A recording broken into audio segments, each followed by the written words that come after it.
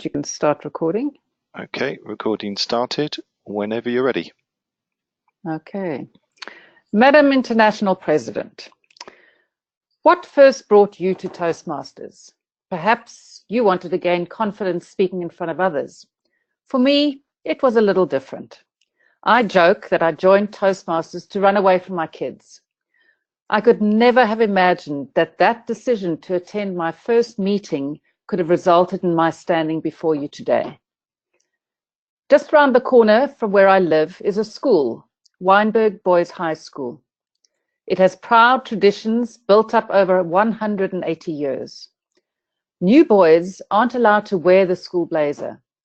Only once they have learned what it means to be a Weinberg boy are they presented with their blazer at a special ceremony. As soon as they wear that blazer, they are accountable to past and present pupils and parents. They refer to themselves as brothers in an endless chain.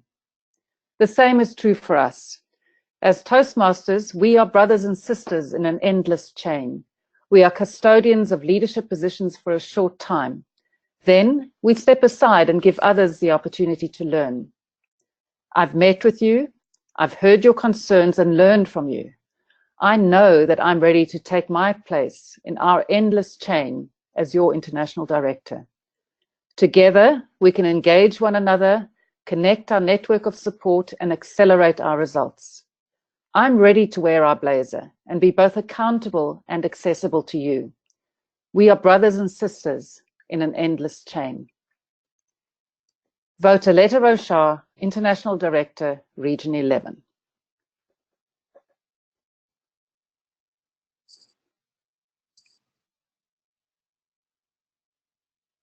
And there was silence. It would help to come off mute. I was wondering. That seemed to be less than 2 minutes. It was 1:41. Yeah, I was just looking at that. Whilst you were talking, we've got Rosie who's just joined us. Hi, Rosie. Oh, hooray. Another one who can't find the unmute button. Okay, There she is. I got it. Hello, Hi, Aletta. Rosie. So, Aletta, I liked the bit of analogies that you used, but I would like a stronger connection between the boys' school and what you're doing. Okay. I felt that I heard too much about the boys' school and not enough about you and what you wanted to do. Okay. So it probably more isn't about much, my. But I wondered when you were going to get to Toastmasters. Yeah.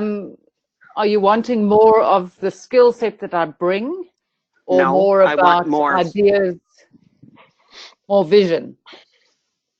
I want more stories and I want more heart. Or heart. Okay. So what I remember, going back to Morag's 2 minute, is she put so much heart in it. I don't remember what she said, but I was weeping by the time she was done.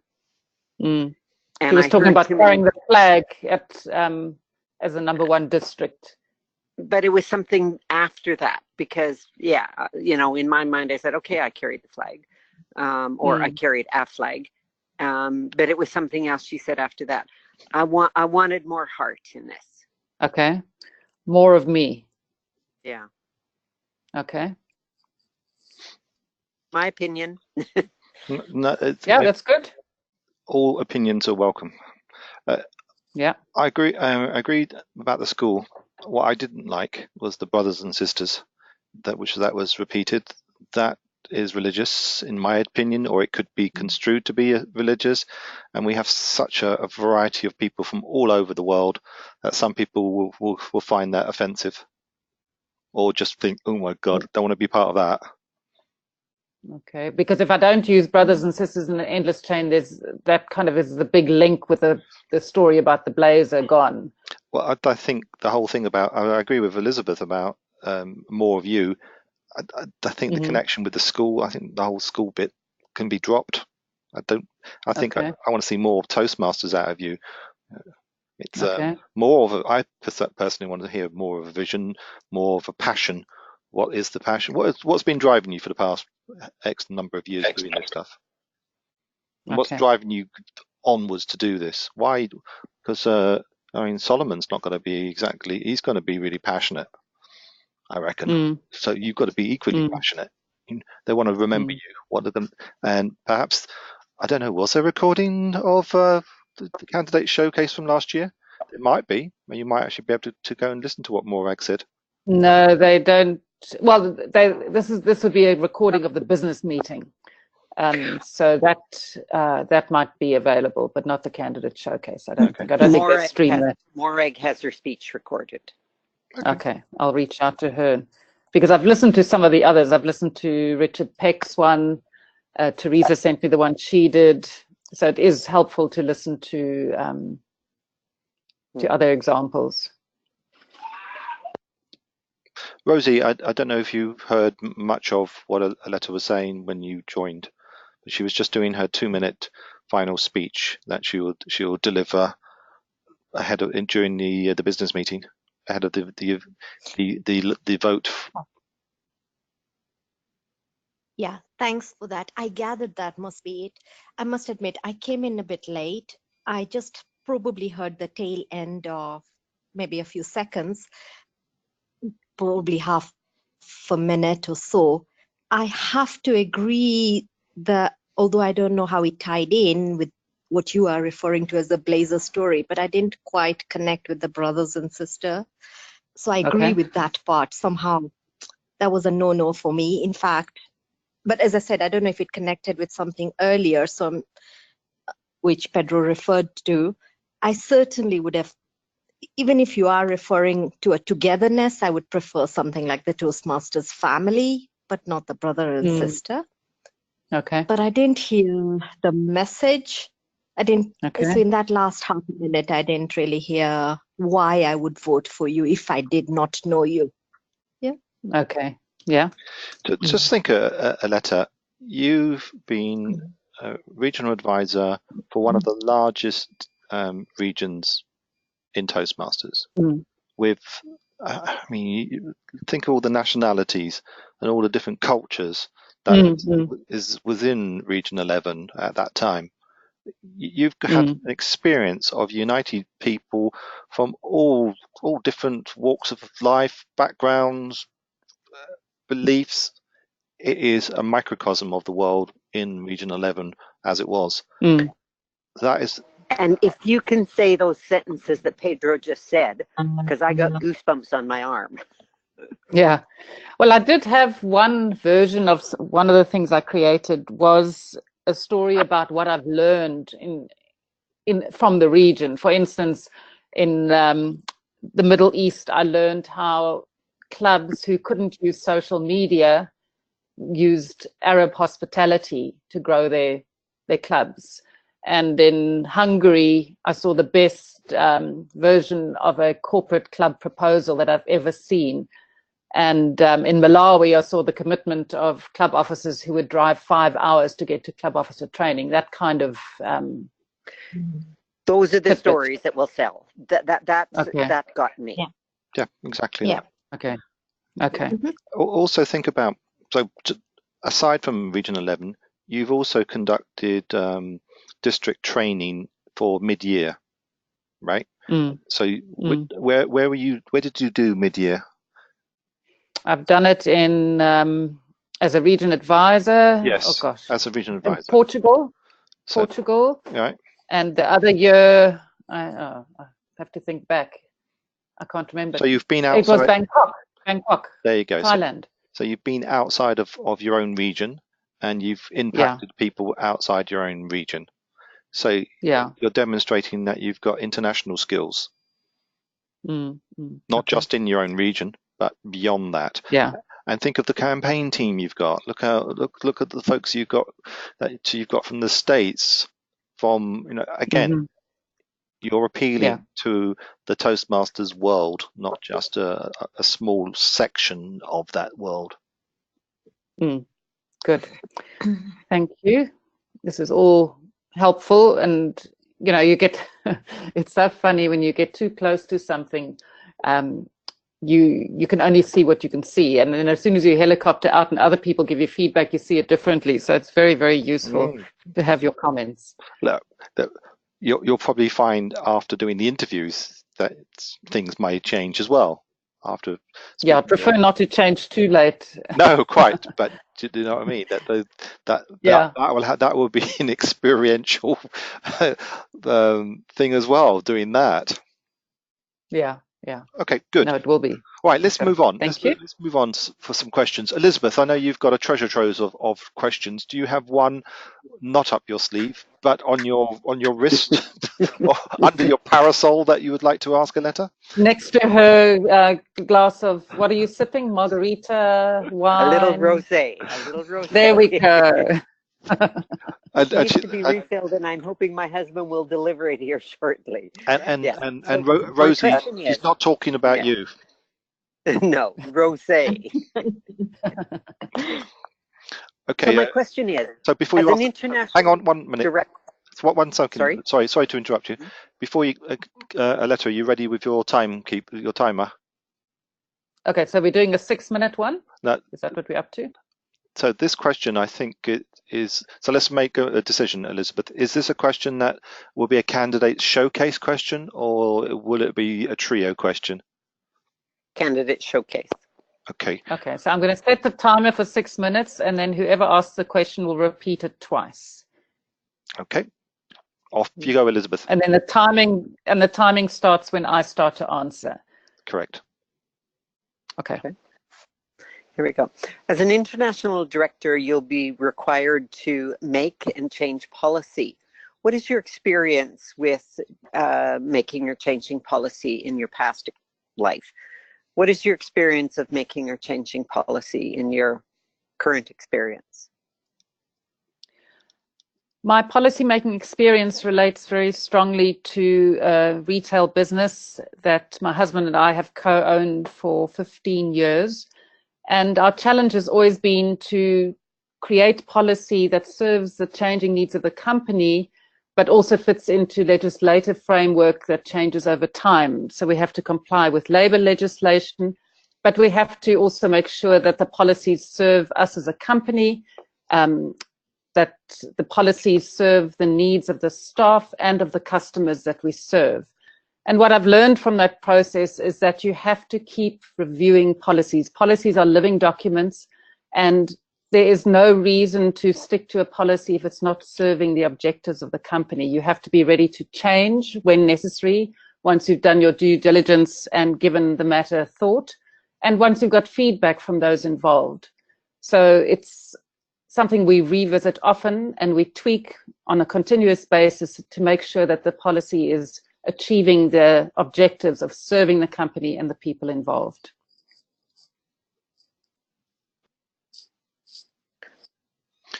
What is your experience in dealing with financial matters, as this is a big part of being an international director? What is your experience in dealing with financial matters, as this is a big part of being an international director?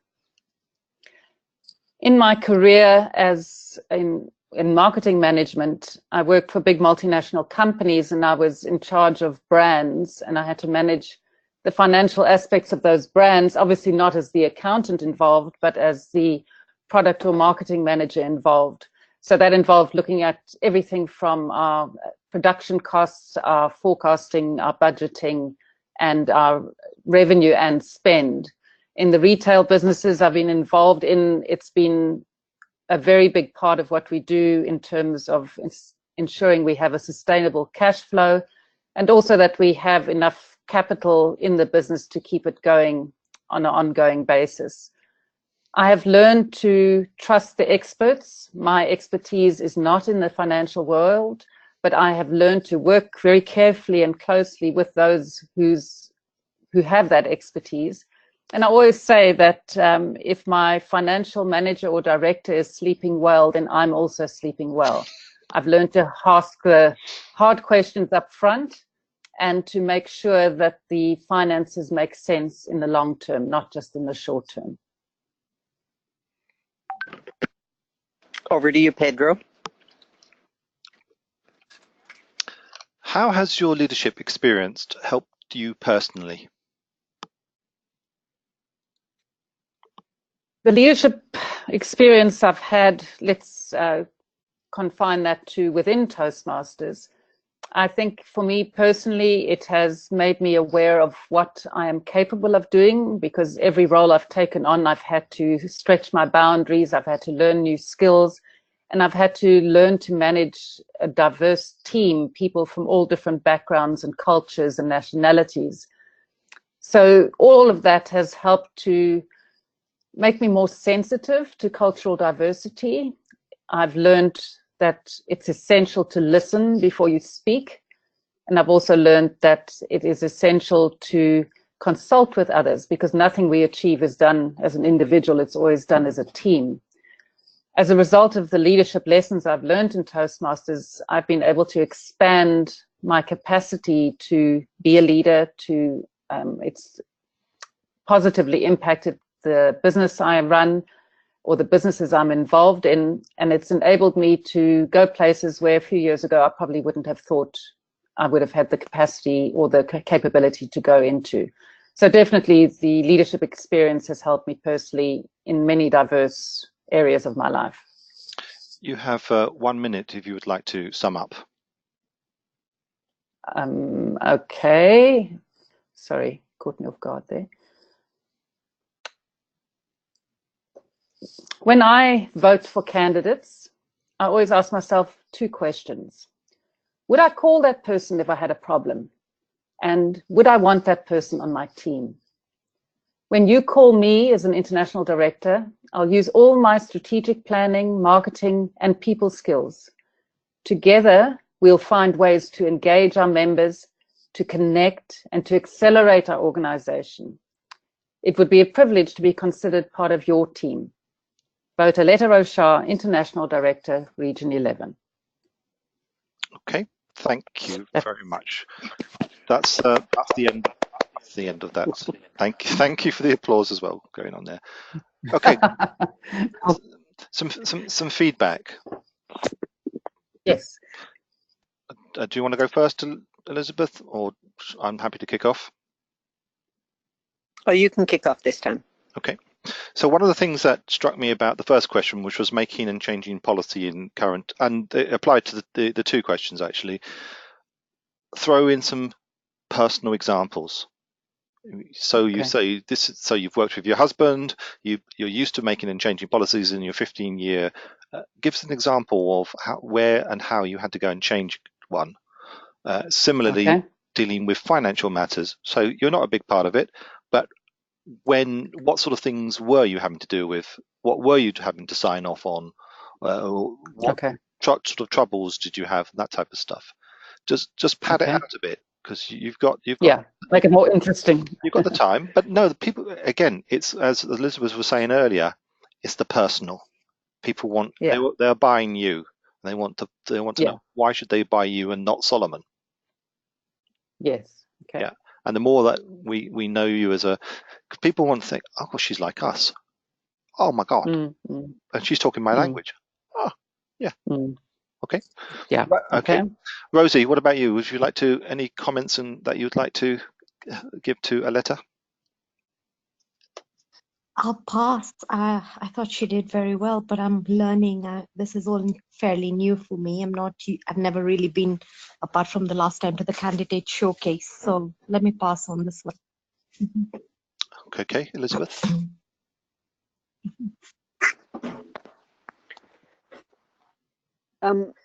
I've, of course, the 2 questions I've asked Aletta before in a slightly different way. Together well. I think you about policy and that, which is great, and finance. You have no hesitation, so that was and one once again overs. Sorry, I lost that last bit. Your closing statement when you did it. Yeah. You've pulled that together. It sounds really good. I get goosebumps again, so that makes my skin raise up. Yay! It really. That's the effect I want to have. Yeah, well, that's the whole idea. That's why we're doing this. Yeah, exactly. Absolutely. Mm. Okay, let's go for. Should we do How another? did it feel for you, Aletta? Sorry? Can I ask a question? How did? Yeah. And those questions were pretty general. Do you not get to respond to questions that are very related to Toastmasters? Okay, that's related to your experience and how you bring it in. But I mean, if I had to ask a question, I would have asked something along, and I don't know how this works. As I said, I'm very young in this, but I would have asked something along the lines of, so when you bring in the change element, have you had to deal with resistance? For instance, the organization currently seems pretty divided. Do you feel the organization has made an error? And if they haven't, how will you bring people together or something along those lines? I mean, maybe I'm referring to pathways, which I keep saying so much disgruntlement. Yeah. But I think you can get just about anything. Okay. I don't know who they ask for the questions. I know I've spoken to one past ID and she received an email saying, what questions would you like to ask? So I don't know whether it goes to district leaders and IDs or past IDs, but anyway, they get questions from all over. Sometimes they're incredibly complex and long-winded. Other times they're more general. And they fall under 6 categories. And I haven't got them in front of me, but I think it's values and ethics and policy and finance and leadership, and I can't remember the 6th one. So it could be anything from any of those. But relating to your experience and how you apply it, not sort of nothing to do with change, for instance. I'm just looking while we're speaking because I've got a old candidates brochure. I'm just going to look because I did write down some of the questions there.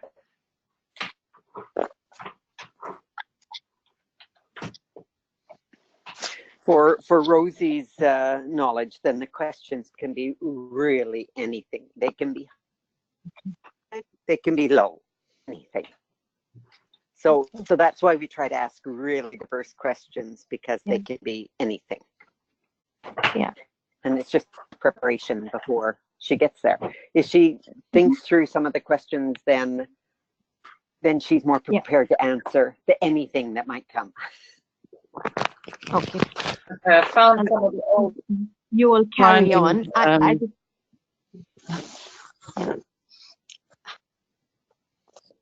just feel it's easier to be prepared to answer something when you relate it to yourself, but a little more difficult when you're asked something very direct relating to something that's going on already, and like, what would you change, sort of, things like that. Oh, here's some questions that were asked in the 2015 convention. I'll just read a whole bunch of them.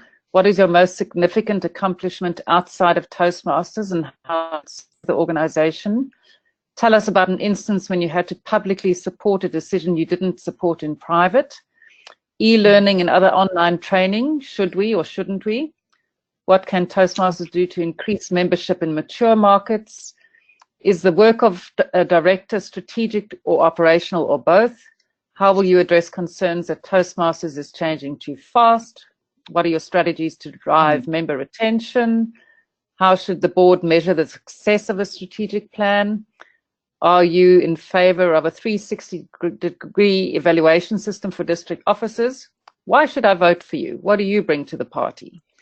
Where should districts focus their resources, on clubs or members?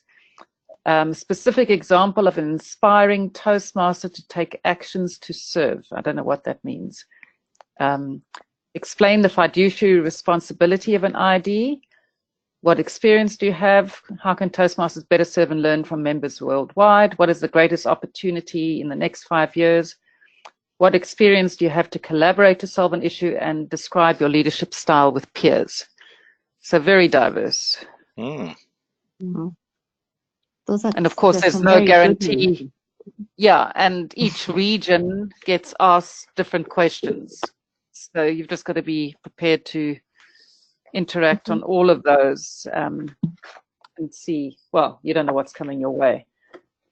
So, And as you've just seen, Rosie, within 6 minutes, Aletta managed to answer 3 questions and then a minute to sum up. So it's not a lot of time.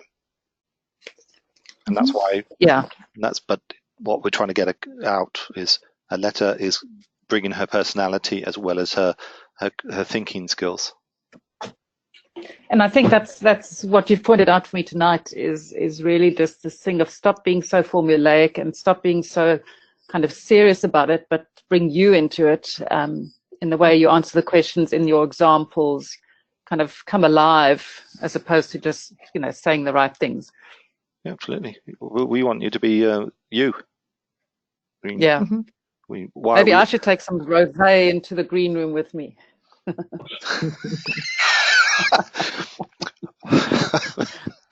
That could be interesting. Oh yeah, that would really go down well, especially if they do it at 7 o'clock in the morning. Oh, is it that when it is? I can't even remember. The timetable does change, but I know they have done it at that sort of time in the morning when you're really not feeling like, oh my God. Well, that's why you've never gone to one of those. This is true. It's true. But I think let me just look. I'm looking at the schedule. Where is it? Okay, I have to open up another page. I can't see it on the page I'm on. But I think it's in the afternoon. I think it's 2 to 5 if I'm not mistaken. But I will tell you that anon. I think it's on the Wednesday. Is it the Wednesday or the Thursday? The rehearsal's on the Wednesday. And then I think it is on the Thursday afternoon, 2:30 to 5:30. Oh, that's so I'll be locked in a room. Yeah, I'll be locked in a room from 2:30, and then because it's Region 11, we'll be the second last to go. So we'll have plenty of time in the green room. Okay. Shall we ask another set of questions? Yep. Let me just get my timer out again.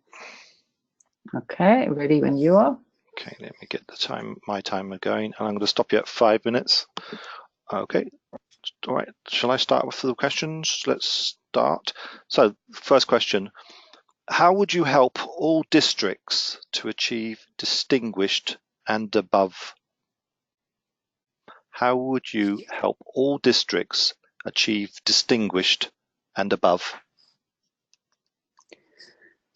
The district recognition program is designed to make all districts successful. In the conversations I've had with district leaders, I've discovered that many of the districts have a different relationship to the district recognition program. Not all of them embrace it as something they choose to follow. I've heard some district leaders say that they can either deliver a good member experience or they can become distinguished. And some of them believe that if they distinguished last year, they're probably not going to be distinguished this year. So I think before we can help all districts become distinguished, we have to examine the relationship they have with that program and try and make the connection for them that if they do become distinguished at club level, at area level, at division level, at district level, that they are serving their members. I often use the analogy of having your blood pressure taken, that when you do so, you get 2 numbers. And it's not about the numbers, it's about the story that those numbers tell you, and that story helps your healthcare provider know what to do next. And it's exactly the same for the district recognition program. When districts are distinguished, they do serve their members and they do grow. And in that growth comes so much more for the members themselves, more resources, more interaction, more success. So I would help districts become distinguished by teaching them and showing them how it could benefit their district, and then working with them to increase their understanding, not assuming upfront that they buy into it. Okay, thank you very much for that. Another question for you. How would you go about improving communications between the board of directors and members? How would you go about improving communications between board of directors and members? We live in a very technological age, and as a consumer myself, I've noticed that more and more as technology improves, I expect to have a real-time dialogue with a service provider. If I have a question, I want to get on the app, I want to ask a question, I want to get a response very quickly. As technology has improved, consumer expectations have skyrocketed. And I think we have a huge opportunity for the board to have an interactive dialogue with ordinary members, never mind the district leaders. One of the best ways I've seen this done was a few years ago in South Africa. We had a finance manager by the name of Trevor Manuel, and he created a public platform for ordinary Toastmasters to give him advice on setting budgets and also setting tax policy. And he called it Tips for Trevor. And average people could send in suggestions, and when he did his budget speech in Parliament, he would say, I got this tip or suggestion from so-and-so who lived in a tiny town that not many people had heard of. And it was so clever because it demonstrated that he was accessible and that he was listening. I would love to see the board of directors have something similar, a platform where ordinary members can give suggestions or comments or feedback, and they can not necessarily respond to each one in detail every day, but perhaps once a month. So these are the issues that our members have raised, and we are doing X, Y, and Z about them. So I think it's important for us to open that dialogue, to keep it open, and to keep listening from the people who are most important to us, and that is our members. Thank you very much, Aletta. You've got 40 seconds left, so let's just pause at that point. Okay? Okay. Yeah, we're almost out of time. So, but at that point, you would do your 1 minute sum up, but you did that earlier. So let's just go in for some suggestions. So, what about Rosie? What did you hear? So, for the first question was, how would you help all districts to achieve distinguished and above? What was your impression of how Aletta answered that question? And any suggestions that you might give her? Yeah, I think I like that she referred to the distinguished program and she talked about teaching districts. I'm not really sure that particularly gets the message across, because I think districts are already taught on how to on the distinguished program as such. But I'm not really sure what I want to suggest there.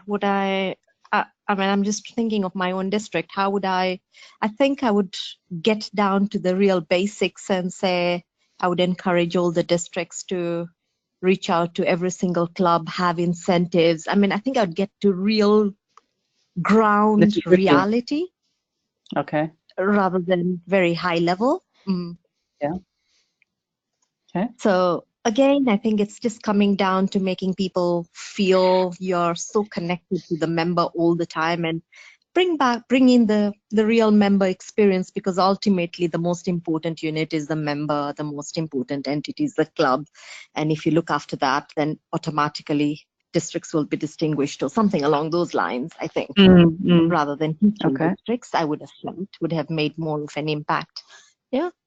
I hesitated to use the word teaching because I felt that might be interpreted that they're stupid, they don't know, and let me show them. So I was very conflicted as to whether that was the right word. I think coaching is always a good word. Yes, coaching. Thank you. Sorry, all right. Yes. What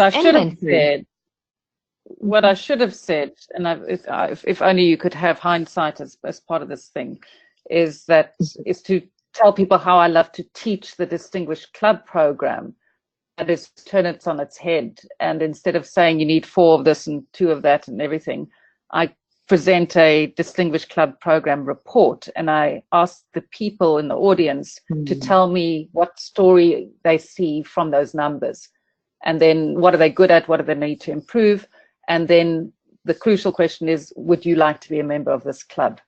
And in doing it that way, people suddenly see a different part, that they can see the relevance to them as a member by presenting it that way, rather than saying this is what you need to do to become distinguished. Okay. I think that's an excellent example, and I wouldn't call it teaching. I think it's guiding or something else, because I would rather be guided than taught. Maybe it's just me, but no, I think you're right, because else it comes across as condescending, which is the last thing you want to do. Yeah, as a district leader, I want new ideas. I want to know something different that I haven't tried before, or something along that line. Yeah. Okay. Okay, can I ask you a few questions on that one, Aletta? And the reason I was asking it is, do you believe the the success program for districts is a good one? I think the basics are good, but I think I would love to see it improved upon. I would like to see number of members tracked, not member payments. I would like to see retention tracked, even if it's not a critical qualifying.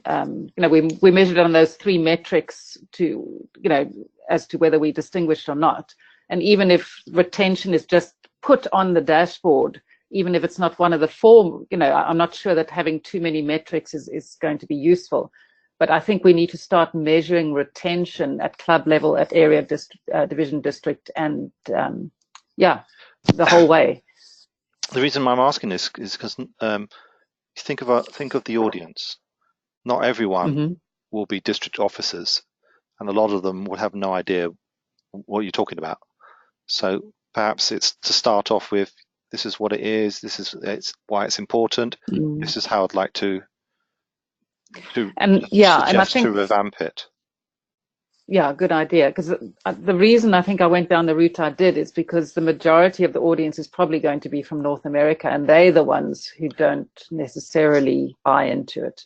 You exactly, and then you also might, because of the coaching, guiding, have you some examples of how you've actually helped a district to see the value of the program and help them to become distinguished in your own district, for example?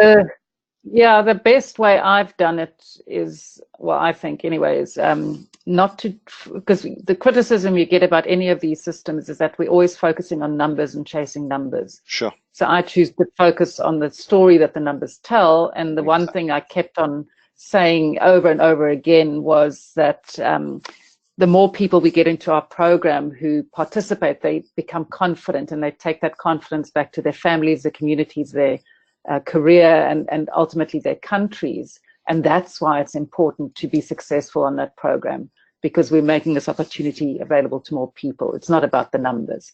Yep. It's about the mission. Absolutely. Got it. Okay, so let's go on to question 2, which was how would you go about improving communications between the board of directors and members? Elizabeth, would you like to start off on that one? So actually, I probably got a bit diverted here, because my family is suddenly saying they want me for dinner. Well, hopefully not to eat you. No, it's like, okay, the Barbie is done, so let's get on with the rest of it. Yeah. So no, I don't have a good answer on that. I got no problem. Diverted here. So if you need to go and have dinner, if you have to go, I'm then gonna have to leave you now, because no problem. Now the Barbie is done. So well, thanks, Elizabeth. Enjoy, Elizabeth. Thank you, and we'll talk to you next week, Aletta. Thanks. Okay, thank you. Bye. So you probably would never be asked a question like this one, but it's a loaded question, as you might have gathered from me. The implication was that communication isn't so great between board of directors and members, and I liked what you said about Trevor's tips. Take it a step further. have you tried to implement that? So, for example, you're the board of directors when you were the RA with the districts. What was your communication like with us? Examples. Yeah, regular calls. Always regular calls. Yeah. Because you're Right back to specific. You're showing that you care. You're showing that you think about things and you think about people. You're empathetic. But you're organized, detailed, planning. You're bringing all those skills that they're trying to find out about you, from being a thinker to being a nice person to being solid, to encapsulate the core values of Toastmasters. Your answers just gives you an opportunity to bring all those things out. Yeah. Now, I think what I'm going to do is I'm going to make myself two little signs. Well, one is definitely going to say story, and every time I get a question, I'm going to have to come up with a story or an example to illustrate that, because that definitely makes a big difference. Absolutely, it is. You can use the PrEP method, if you've heard of the PrEP method. It's this is this is the proposition. This is what's been asked. This is this is what I think. This the reason this is the reason I think this. Here's a couple of examples. Back to my proposition.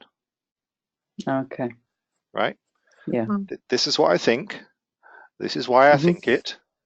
Here are some examples to back up what I've just said. And here's my... And then go back to the beginning. Exactly. Yeah, I like that. Thanks. And I'll start practicing. If you try that with all these type of questions. So I'm going to throw back, I think what we'll do, let's just go back to one of the questions we've already asked you and see if you can try and incorporate that within the same sort of... Just keep it's down to tell them what you're going to tell them, tell them what you just told them. Tell them what you told them. Yeah. Because if you think you've got a very short period of time to get any information across, and essentially what they're looking for is, does this candidate look like the person who is calm, measured, warm, friendly, sounds the part, looks the part, let's get her on? Or does she sound like someone who's a bit wishy-washy, not sure what she's talking about? Maybe she's too aggressive, maybe she's too passive. But it's to try and play that if you look at Lark Doley, look at her when you see her on stage. Here you've got someone who displays enthusiasm, passion, and attention, that she knows what she's talking about just by the sprinkling. Whereas I remember one of the candidates from, was it Region 8? I think it was. She just came across as being really like, ugh, yuck, horrible. Yeah. And it all comes together, the candidate showcase. You might have had an okay interview with them, and you might be on the fence, but those 6 minutes at the showcase swing people one way or the other. Absolutely. It's amazing. Absolutely. It's a way for them to have revalidated what they saw during the interviews. Yeah. Is she really like that? Is that how she is? Is she like that under pressure? Yep, fine. Let's go for her. That type of thing. And again, it's knowing that you know what you know. Of course, do you know all the answers to all these questions? Blimey, I don't want someone who does, quite frankly, because it just sounds like you just read and swallowed all the manuals, and it's like. Well, I think it's important just to have an opinion on everything. You might not have the answer. I mean, as you say, and if you think you can promise anything as an international director, that's also misguided. So all you can do is promise to have a voice and guide their thinking, but you can't promise any outcome. No. You can say what you think, but you can't guarantee much beyond that. No, of course you can't. There's you're up against, how many is it? First 14, 16, 17, 18. Is it 18? Is that the whole of the board of directors is 18, isn't it? With the 14 plus 5, I think. 14, 19, and Dan Rex in there for 20.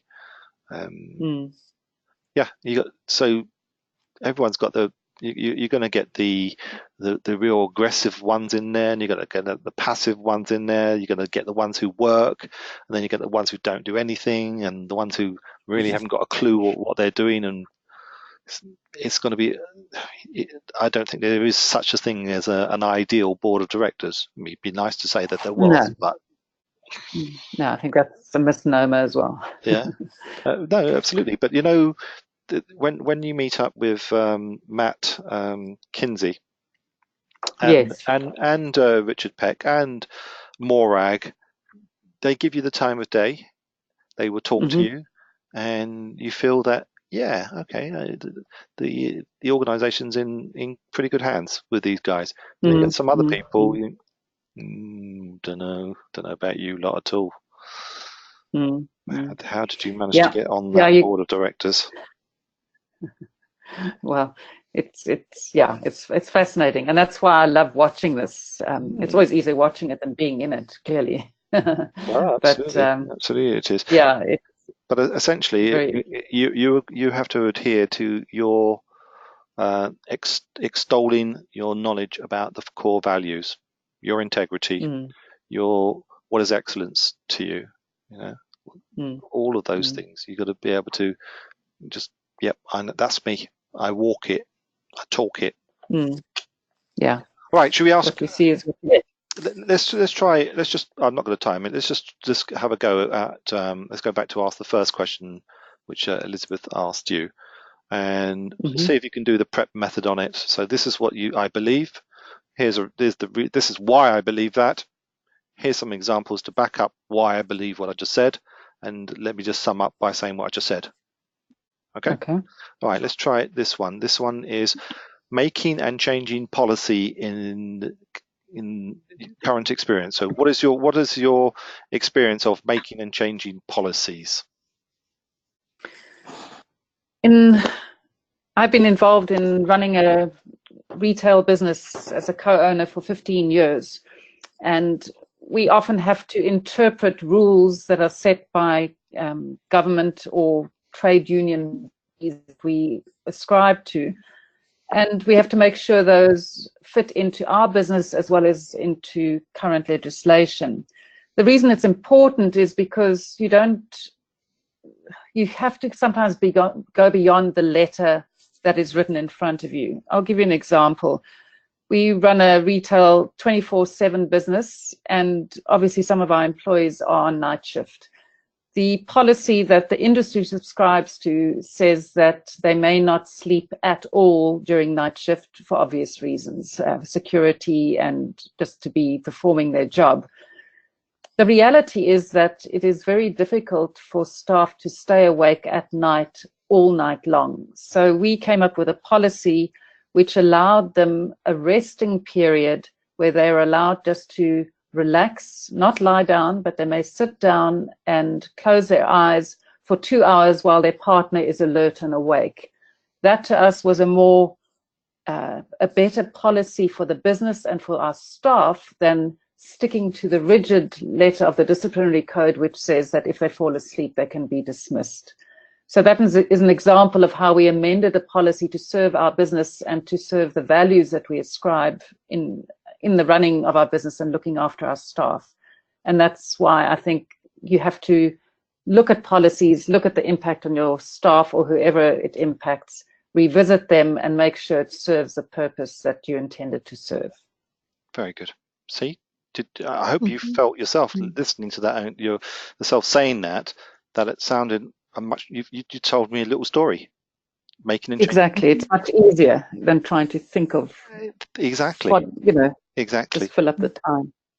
And Okay, so thank you. I will type up my little thing with that acronym on it. Sorry, Rosie. No, I was just going to say, and I really liked how you brought in the example, because we felt you here. I think that was what Pedro was saying earlier. It was too general or too formal, and here you came in and spoke about what you have done. I like that. Yeah. Okay, It spoke good. to me. Thank you. so Yeah, well, it's felt better this from this side, certainly. I would have just added one little bit more to it. Mm-hmm. What was the response of the workforce to your change in policy, and what was the impact on your bottom line? If there was nothing, then don't say it. But if there was, then say, Yeah. We noticed that there were less absentees. We also noticed that because of that, we were able to turn around orders a lot quicker, blah, blah, blah, and that sort of stuff. Yeah. Okay, I'll think about something like that. And in that specific instance, it just meant that we weren't facing this impossible task of, essentially, if we stuck to the letter of the disciplinary code, we'd be firing people left, right, and center, and we don't want to do that. It's not what we want. No. It's not who we are. So it enabled us to find a realistic, manageable solution to a very real problem. Absolutely. Okay. All right, let's try one more questions, and then we'll almost be out of time. So, how would you help all districts achieve distinguished and above?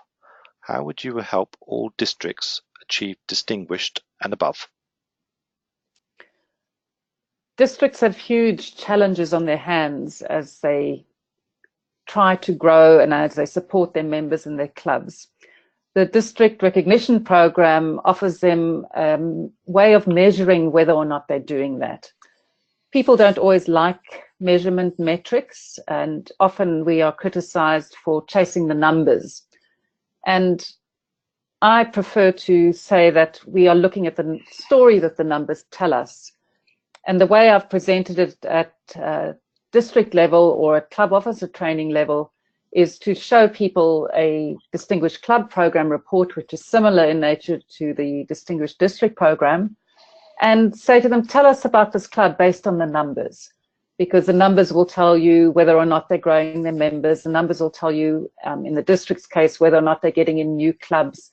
And it'll also tell you how many of their clubs are distinguished.